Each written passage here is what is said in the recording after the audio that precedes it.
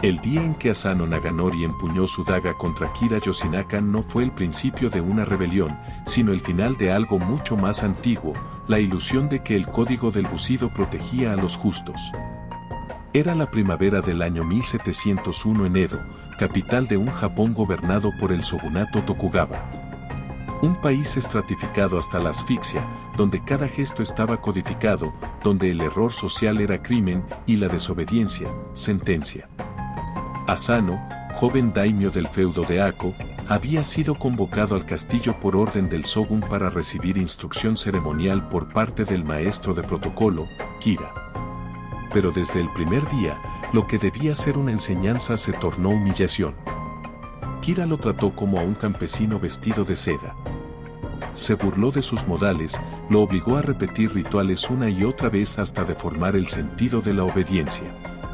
Cuando Asano ofrecía los presentes reglamentarios, Kira los rechazaba con frialdad o los consideraba insuficientes. Era una guerra sin espadas, hecha de miradas cortantes y silencio cargado de veneno. Y Asano, formado en la lealtad más severa, no supo moverse en ese terreno envenenado. En la cultura de los cortesanos, la cortesía era un disfraz, y él aún creía en la verdad de los gestos. Días antes del ataque, Kira lo expuso deliberadamente ante otros daimyos. Lo acusó de ignorante, lo ridiculizó como si fuera un niño disfrazado de guerrero. El orgullo de Asano, más rígido que el acero que llevaba en la cintura, no resistió la tensión.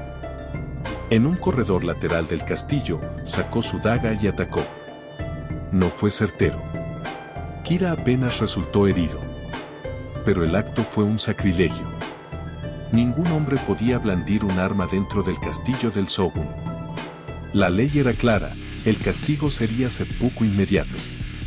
No hubo juicio. No hubo defensa. Esa misma noche, Asano se vistió con ropas blancas, se arrodilló ante un tatami, clavó la hoja en su abdomen y murió con la cara crispada por la impotencia, no por el dolor. El shogun confiscó todas sus tierras, disolvió su clan y dispersó a sus más de 300 samuráis. El castigo fue total. Era un ejemplo. Una advertencia. Pero entre esos samuráis había un grupo que no aceptó la sentencia como definitiva. Oishi Kuranosuke, el Karo, mayordomo principal, de Asano, comprendió que no estaban ante un castigo justo, sino ante una manipulación. Kira no solo había provocado el ataque, lo había orquestado para destruir a un rival íntegro, y se había salido con la suya. Oishi reunió en secreto a los más leales. Sabía que actuar significaba renunciar a todo, a sus familias, a sus nombres, al sueño de una vida honorable. Porque la venganza no era parte del deber. Era una ruptura. Pero también una restauración. Durante meses, estudiaron a Kira. Sabían que estaba protegido. Su mansión era una fortaleza. Soldados, criados armados, muros altos, puertas selladas. Y sabían algo más, que él no los olvidaría. Que esperaría un ataque. Que estaría listo. Así que desaparecieron. Se disfrazaron de comerciantes, mendigos, artesanos. Uno incluso se volvió proxeneta en los barrios bajos, solo para estar cerca del flujo de información.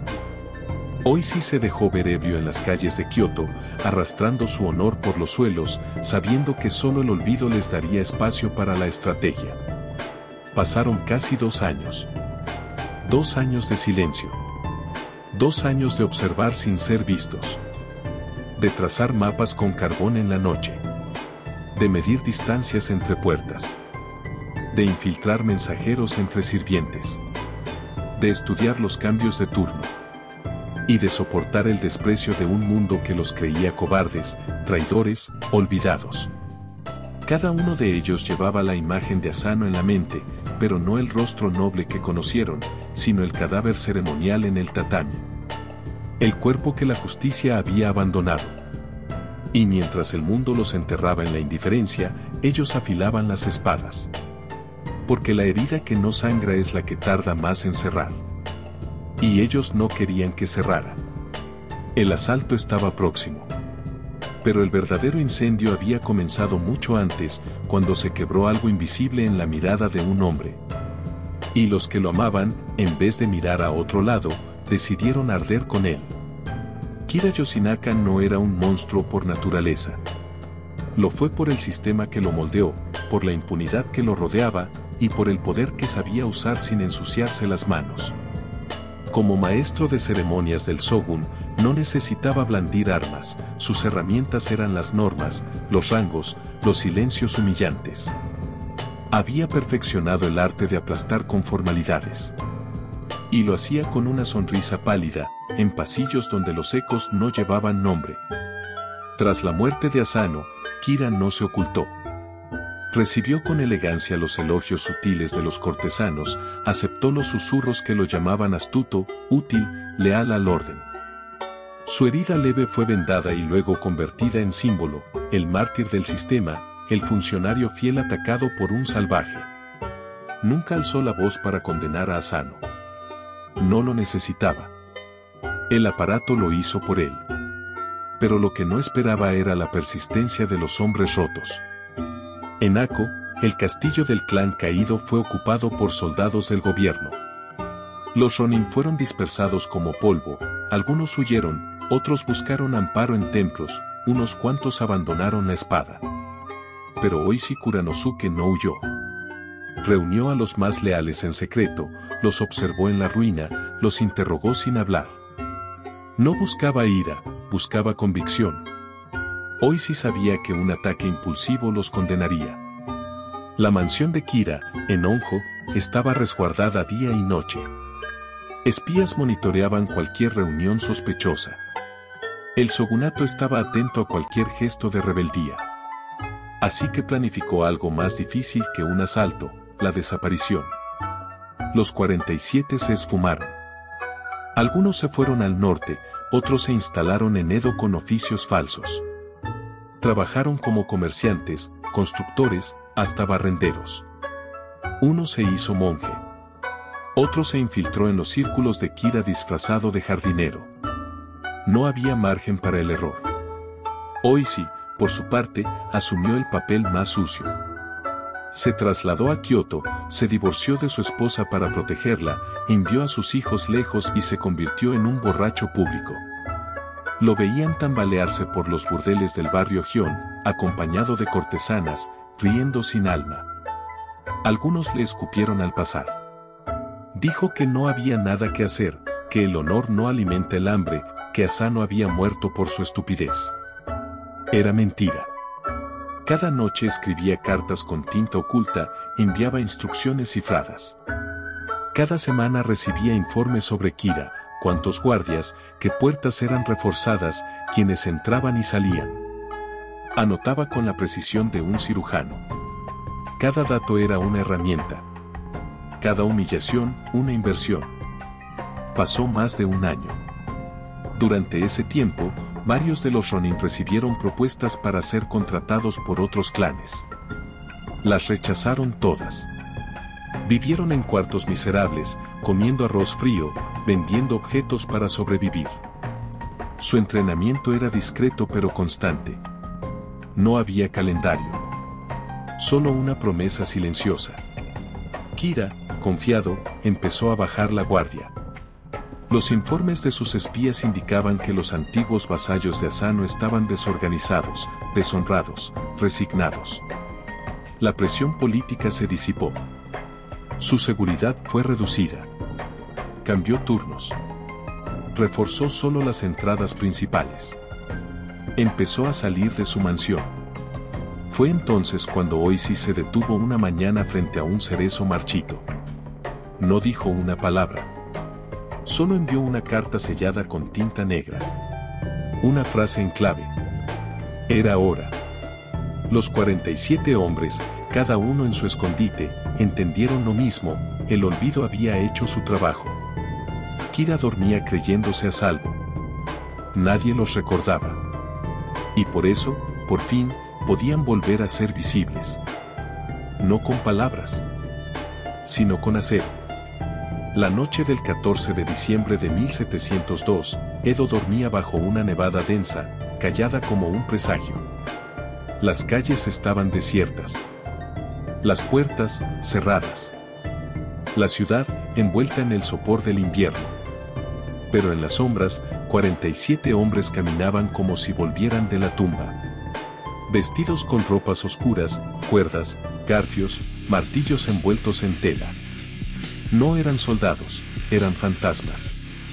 La mansión de Kira Yoshinaka era una fortaleza de madera y piedra en el distrito de Honjo. Más de 60 sirvientes y guardias vivían dentro. Muros altos. Portones reforzados. Pero esa noche, ninguno de los muros hablaba. Y nadie advirtió que el aire estaba a punto de desgarrarse. Divididos en dos grupos, los Ronin avanzaron sin titubeos. Uno, liderado por Oishi Kuranosuke, asaltaría la puerta principal. El otro, por su hijo, irrumpiría desde la parte trasera, cruzando el muro con escaleras improvisadas. Fue una operación exacta, cronometrada en los relojes internos de hombres que habían memorizado cada rincón del lugar durante 2 años. El primer golpe rompió la noche. Un ariete improvisado derrumbó la puerta delantera con un estruendo que sacudió los huesos del silencio. Los guardias, aún medio dormidos, corrieron desarmados. Algunos no alcanzaron a gritar. La estrategia era clara, no hacer ruido innecesario, pero no dejar sobrevivientes que pudieran avisar al shogunato antes de que la misión terminara. Los Ronin se movían como una sola entidad. En las manos, espadas pulidas que no temblaban. En el rostro, el vacío de quienes ya han muerto por dentro. La mansión se convirtió en un laberinto de pasillos rojos. El sonido de las pisadas descalzas.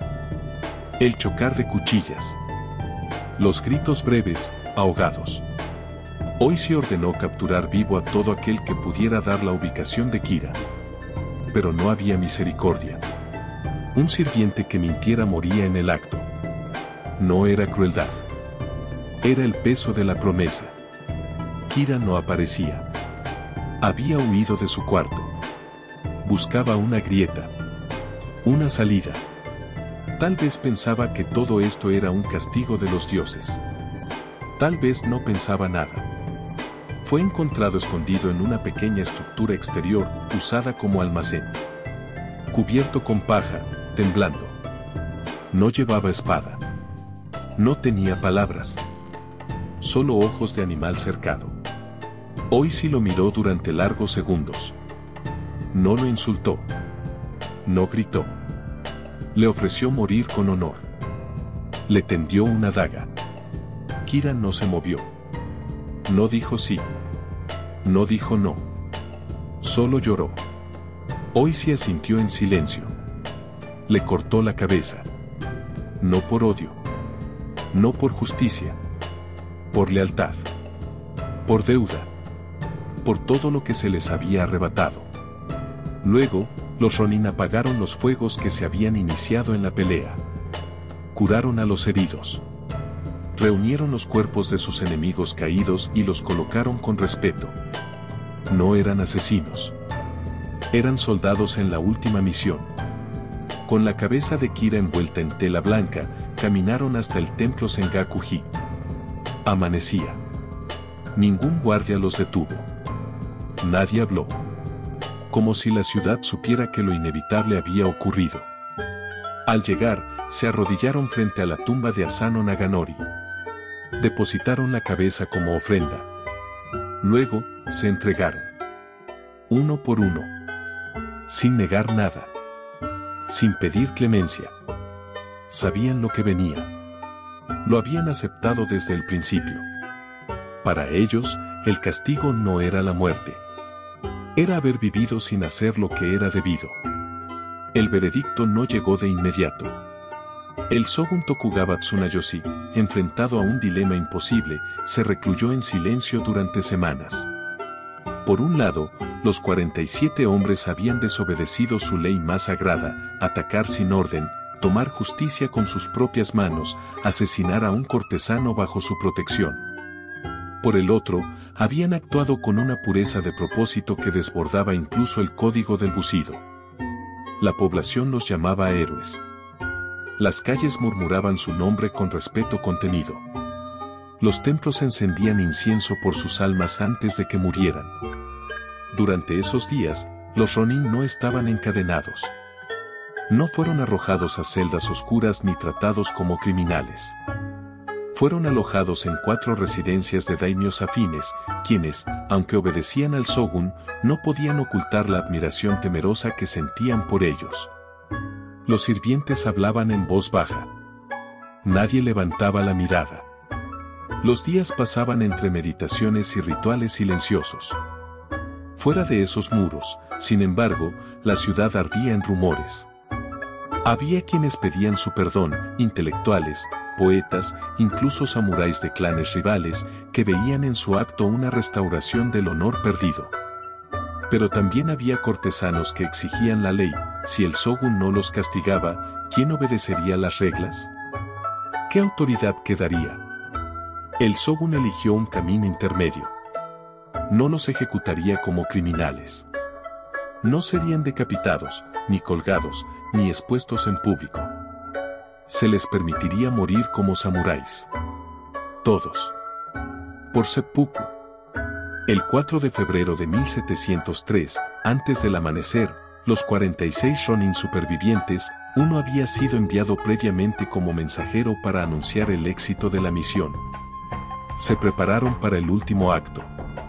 Vestidos de blanco, en habitaciones separadas, realizaron sus últimos gestos, mojaron pinceles en tinta para escribir cartas, versos, nombres. Luego se arrodillaron ante sus testigos. La ceremonia fue silenciosa, lenta, meticulosa. Cada uno abrió su vientre en línea recta. Algunos, incapaces de continuar, fueron ayudados por compañeros encargados del Kaisakunin, el golpe final que libera. Hoy sí fue el último. Su muerte no fue la más ruidosa, ni la más solemne. Fue simplemente la más pesada. Porque él había llevado el plan, la culpa, el tiempo. Su rostro al morir no tenía rabia. Solo una calma insoportable. Fueron enterrados junto a la tumba de Asano, en el templo Sengaku-ji. Uno a uno. Sus nombres tallados en piedra, sin títulos ni honores. Solo nombres. Y silencio. La sociedad no supo cómo reaccionar. Algunos quemaron incienso durante meses. Otros escribieron canciones. El Shogun nunca volvió a mencionarlos. Pero algo en el sistema cambió. Durante años, los samuráis hablaban en susurros del acto como de un espejo oscuro, un reflejo de lo que la lealtad significaba realmente, más allá de la obediencia. Una lealtad que costaba la vida y el alma. Mucho después, un viejo guardia del templo confesó haber escuchado pasos frente a las tumbas, noches enteras. Decía que eran suaves, como de sandalias en la nieve. Y que jamás se atrevió a mirar. Durante semanas después de los suicidios, Edo fue un estanque de agua quieta envenenada. Nadie hablaba en voz alta de los 47, pero todos lo sabían. Cada comerciante, cada cortesano, cada niño que barría el umbral de su casa. En los salones del poder se prohibía mencionar el nombre de Asano. En las calles, los artesanos tallaban pequeñas estatuillas sin rostro, con 47 muescas. Las llevaban colgadas al cuello, como una oración muda o una advertencia. Algunos Ronin no participaron del ataque final y vivieron. Uno fue enviado como mensajero, y a él se le permitió continuar su vida. Pero nunca volvió a dormir bien. Vagó años por pueblos pequeños, donde a veces lo señalaban con temor. Otros fueron perseguidos por clanes que los consideraban traidores al orden establecido. Uno fue asesinado en un cruce de caminos. Otro desapareció sin dejar rastro. Los sobrevivientes no encontraron paz. Solo una forma más larga de expiación. Las esposas, los hijos de los 47, fueron señalados como parias por los leales al Shogun. Algunos templos se negaron a acogerlos. Otros los protegieron en secreto. No hubo compensación, ni restauración de honor. Solo vacío. El clan Asano fue extinguido oficialmente. sus tierras, redistribuidas. Su nombre, prohibido en las crónicas oficiales por años. El horror no fue solo la muerte. Fue el eco sistemático de la negación. Y sin embargo, algo en el corazón del país se quebró. Lo que se había enseñado como obediencia incondicional al poder fue arrastrado por el lodazal de la duda. ¿Qué valor tenía la lealtad si no se podía ejercer? ¿Qué era la justicia si servía al más fuerte, no al más justo? El acto de los 47 no fue glorificado oficialmente, pero tampoco se pudo borrar. Era una herida imposible de cauterizar, que hablaba sola. En los años siguientes, muchos samuráis jóvenes comenzaron a cuestionar sus deberes. Algunos escribieron tratados sobre el verdadero sentido del honor, que circularon en secreto. Otros abandonaron sus clanes en busca de una verdad propia. A lo largo del siglo XVIII, el sistema feudal mantuvo su rostro impasible, pero por dentro, una fisura crecía. El shogun nunca volvió a mencionar el caso. Su decisión, aunque ceremoniosa, dejó a muchos de sus aliados resentidos. Los funcionarios más cercanos a Akira trataron de limpiar su memoria, ordenaron quemar documentos, suprimir cartas, incluso pagar a poetas para escribir himnos de falsa dignidad. Pero no lograron borrar la sensación de que algo oscuro se había permitido. Y que el precio había sido asumido por otros.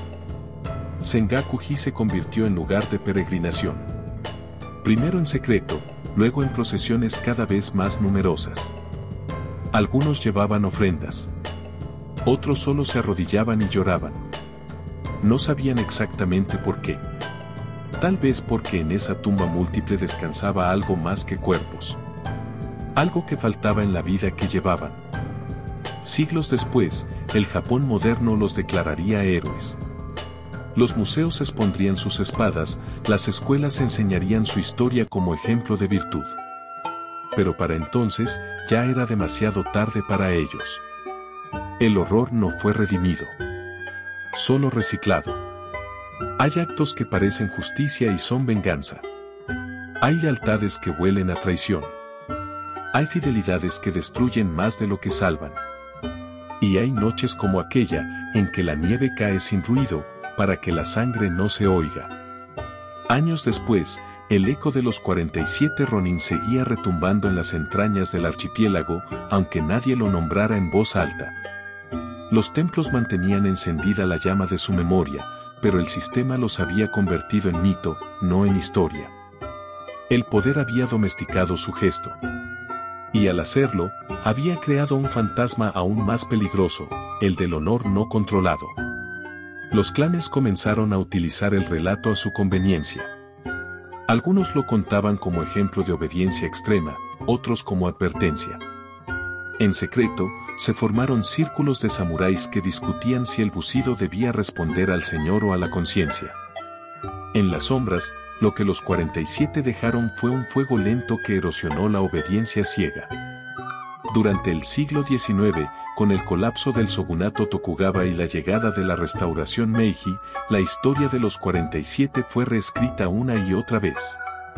Se les usó como símbolo nacional, como instrumento patriótico, como modelo de ciudadano ideal.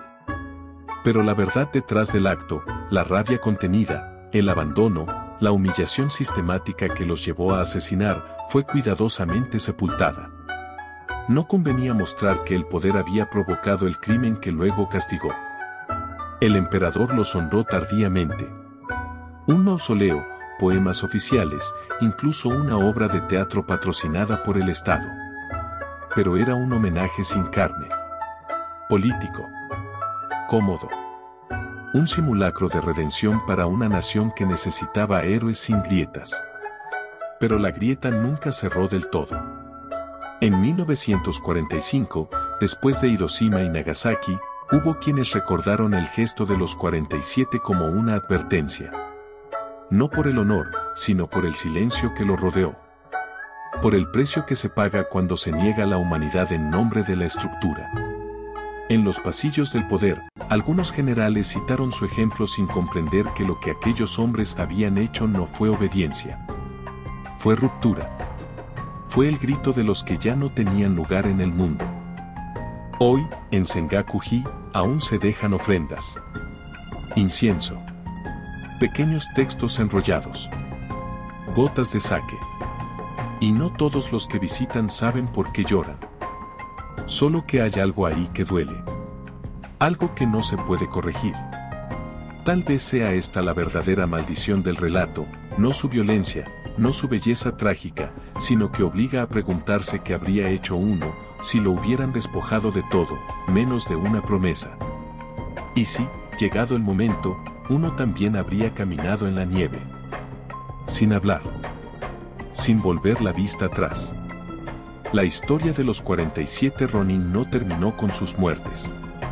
No terminó con sus tumbas alineadas, ni con el incienso encendido por generaciones, ni con las versiones oficiales que limaron las aristas hasta dejar solo mármol y disciplina.